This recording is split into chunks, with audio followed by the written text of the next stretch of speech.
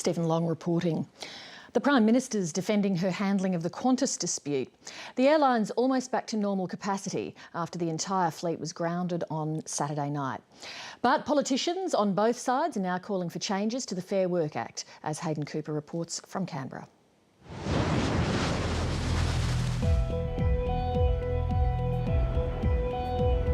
The Qantas decision was the wrong decision. It was the wrong decision by members of the travelling public. It was the wrong decision by the Australian economy. What we've seen over the weekend is a total failure of leadership from the Prime Minister. The travellers are moving on, the planes are up and flying again. But in the nation's parliament, the dramatic events of the weekend are fueling a vicious fight. How can she expect the Australian people to have any faith whatsoever in this divided and directionless government? There he is with his chants of negativity. Comes in here every day and he's clipped together his little negative slogans, and he's done that with a sense of desperation today because he's in cover-up mode. The government is extremely confident that its response to the Qantas grounding has been both popular and successful. It was a twofold strategy: strongly criticise Qantas for the move and send the case to Fair Work Australia for a ruling. For this, the industrial action to be resolved from Saturday, when Qantas started it, by Monday, with planes getting back in the sky, shows that Fair Work Australia did the right thing following the government's application to it. But it didn't avoid almost 2 days of trouble for thousands of travellers around the world. It's this fact that Tony Abbott is trading on. Should the Prime Minister have directly intervened early on Saturday afternoon, when first told of the looming action? It is utterly inconceivable that any previous Prime Minister, hearing the news that she got at 2 o'clock on Saturday afternoon, would have just sat passive while this crisis developed. Bob Hawke would have got on the phone, John Howard would have got on the phone, Paul Keating would have got on the phone, Kevin Rudd was never off the phone. And what did Julia Gillard do?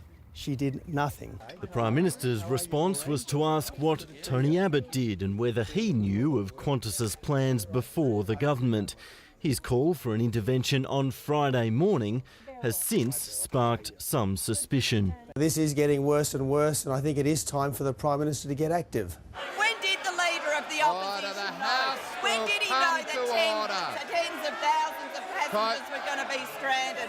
When did he know that workers were going to be locked out? The first I heard about it was at about 4:45 on Saturday afternoon. If I had prior notice of what Qantas was intending, I would hardly have booked myself and my family on Qantas the following day, Mr Speaker. So I suggest to the Prime Minister and the Minister for Transport they should stop fantasising about me and start apologising for the massive damage they've inflicted on the Australian public.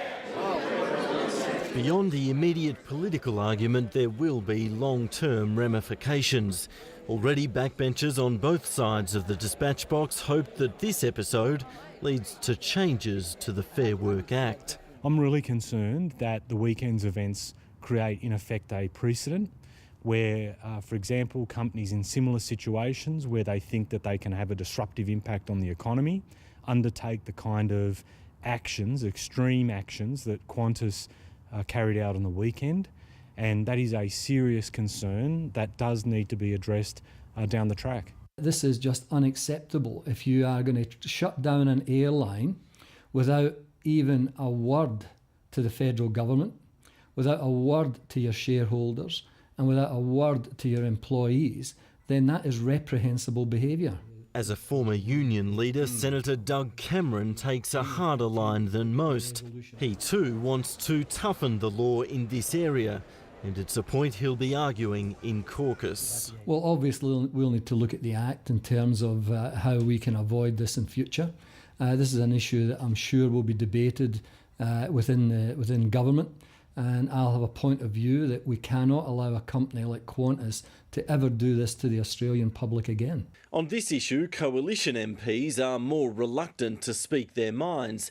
A group of Liberals back the business view that legislation is to blame for the dispute, but several declined the offer of an interview. Their leader is determined to make this a question about government competence and nothing else. Perhaps it's because this is one topic with which the Prime Minister is most comfortable. Now, I am aware, Mr Speaker, that during the course of the last few days there has been criticism of the Fair Work Act and commentary about its provisions. And to those who raise that criticism, I say if people want to have a debate on workplace relations in this parliament, bring it on. Bring it on. Well, we invited the Qantas CEO, Alan Joyce, to appear on the program tonight, but he was unavailable. Qantas did respond in writing to some questions. We wanted to know, does Qantas agree with Mr Albanese that neither Mr Joyce nor any Qantas representative ever aired the possibility of a lockout of staff before Saturday, October the 29th? The answer, yes. Does Mr Joyce stand by his statement to Fran Kelly on Radio National on Monday, October the 31st, that he raised the possibility of a grounding of the fleet with the federal government on multiple occasions? Again, the answer, yes. And Alan Joyce also said in a statement that over the past few months we made it very clear that we could ground the entire airline and that this was a real possibility and it could happen at very short notice with immediate effect. Well, to discuss Qantas and also today's interest rate cut, I was joined a short time ago from Canberra by the Shadow Treasurer, Joe Hockey. Joe Hockey, I'll come to Qantas-related issues in a moment, but firstly on today's RBA cut.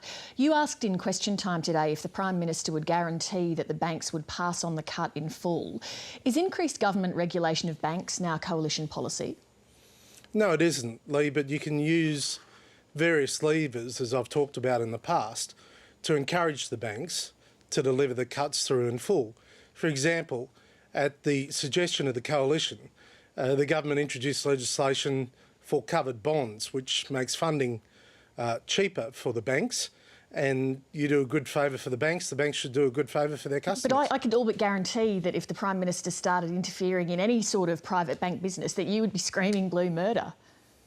Well, that's right, and that's why you asked the Prime Minister whether she can do that, because Wayne Swan has been backgrounding the media for the last 24 hours that he has been ringing around the banks, putting pressure on them to deliver a full rate cut if the RBA moved today. So he's raised the stakes, I responded. So how come when interest rates go down, the government never gets credit, but when they go up, it's always the government's fault? Well, in this situation, interest rates have come down, as the Reserve Bank said in its statement, because of a fall in consumer confidence and because economic growth is not as strong as was expected. Now, the government claimed, and the Treasurer lied to the Australian people in question time when he said that it's their fiscal policy that the Reserve Bank took into account, whereas in the 6-paragraph statement from the Reserve Bank, they did not once refer to the government's fiscal policy as a reason for them But that doesn't mean they didn't rates. take it into account. I mean, the Reserve Bank of Australia would always be taking the current fiscal policy settings into account. Yes, but in their statement, and that's why they have a statement, they actually said there were international factors. They also identified a fall in consumer confidence, a fall in growth outside of the resources sector as the reasons why they were reducing rates. Your question today implies that the Coalition wants government interference in banking. You want government intervention in the Qantas dispute. Your policy on climate change is direct government action rather than a market mechanism. There seems to be mounting evidence that the Coalition is abandoning its long-held belief in the free market. Not at all. So how do you explain that you want so much government intervention in all of those different areas? Well, it's not direct government action that may be necessary from time to time, but it can be government simply picking up the phone and doing something, speaking to people, asking them what they need, how they can resolve issues.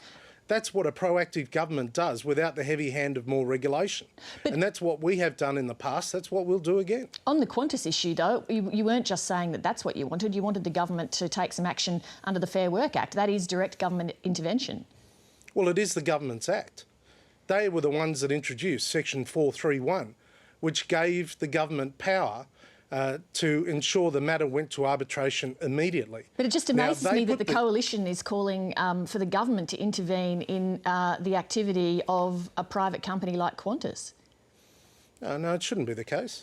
Well, because, for example, Leigh, when I was Minister for Industrial Relations, John Howard asked me to directly deal with the parties in TriStar to have a matter resolved, which I did. That doesn't necessarily mean that you have to use the regulation. The issue is that this government has been warned by Qantas on numerous occasions that if the industrial relations environment deteriorated, then Qantas would ground the fleet. Now, they've been warned on numerous occasions. The government didn't respond. Anthony Albanese is using cute language talking about a lockout at 8 p.m. on Monday. So he's more interested in the lockout of staff, of union officials and staff on the Monday than he was in dealing with the Saturday crisis of the grounding of the Qantas fleet. But they dealt with the Saturday crisis and the Qantas fleet's back in the air. But 48 hours of chaos for Australian consumers and significant damage to our international reputation, as I cited in Parliament. And that's the government's fault, not Qantas's fault or the union's fault. Well, obviously, if the government had been warned about a possible grounding of the fleet, which they had been, and Anthony Albanese has conceded that they were warned about a possible grounding of the fleet, the government didn't act previously, and they should have. They should have been more decisive. But now they're just playing these games. You don't think it sends a chill through the business community to hear a coalition spokesman say, well, the government should have stepped in and taken a heavy hand in an industrial dispute? No. Well, your own former Industrial Relations Minister, Peter Reith, says that the practice of government stepping into those sort of disputes has been out-of-date thinking for 20 years. Well, he was talking about a regulatory involvement. We have to deal with the laws that exist at the moment. The Fair Work Act exists and it has direct provisions that deal with this. But in the past, of course ministers have been involved. I was Minister for Industrial Relations. I was involved in trying to settle a matter that was causing unrest in a particular business or particular workers. What do you say to the argument that because the coalition has no industrial relations policy, your arguments against the government's actions in the Qantas dispute are entirely based on political calculations, that your actions aren't driven by any strongly held IR policy principles because you don't currently have any? Well, it's just dead wrong. Well, but you don't have an IR policy. Well, we do. We're not changing the Fair Work Act. That's our current policy. We'll have a detailed policy before the next election. When did you first hear from Qantas that it was considering the option of grounding its fleet or locking out staff, that it was considering that option? Well, it's been saying it around Parliament House for the last few weeks. But I'm asking when you specifically Everyone in Parliament heard. House knew. Well, I specifically heard they were going to undertake a lockout and a grounding at 4:45 on Saturday. But I'm asking when you first heard that they were hours. considering that option, that was the sort of stuff that was weeks on the ago. table. They've been saying that weeks ago, publicly and privately. In a meeting? They have been saying for weeks. And did you hear this in a meeting with Qantas representatives? Look, Leigh, they have been saying it privately and publicly around Parliament House for weeks. But I'd just like to know specifically when you actually heard that. Like, I don't want you to say generally. Recall. But you would have heard it personally in a meeting from a Qantas representative at some time in the past few weeks? Yeah, that was an sure, option? as did others. Yeah, the Qantas have been in this building for weeks. Joe Hockey, thank you very much. Thanks, Leigh. It's been billed the French Revolution, 2 Gallic horses winning the Melbourne Cup in consecutive years. Last year, Americain, and this year by an absolute whisker.